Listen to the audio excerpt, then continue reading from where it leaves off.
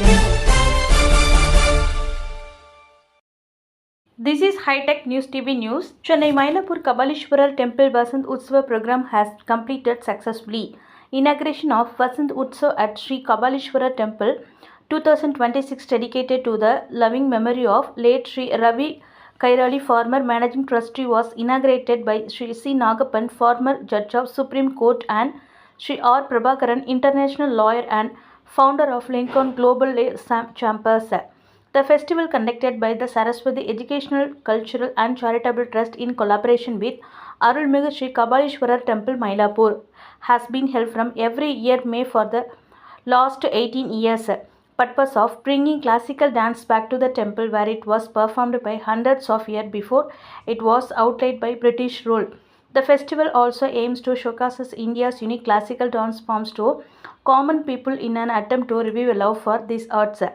The festival also honors of recognize various eminent artists and scholars of India for their contribution to reviving Indian culture. This year, the following people were honored.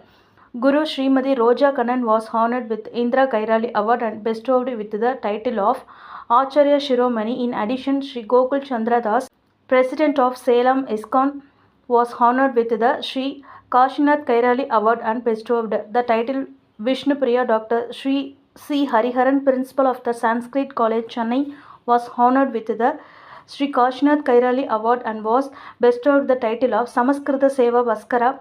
Guru Srimati Sukanya Ravinder was honored with the Srimati Indra Kairali Award that bestowed the title of Vaishyat Arya. The eminent Kashmir cultural revivalist Sri Bhoskar Nath Raina was honored with Sri Kasinath Kairali Award and bestowed the title of Kashmir Ratna.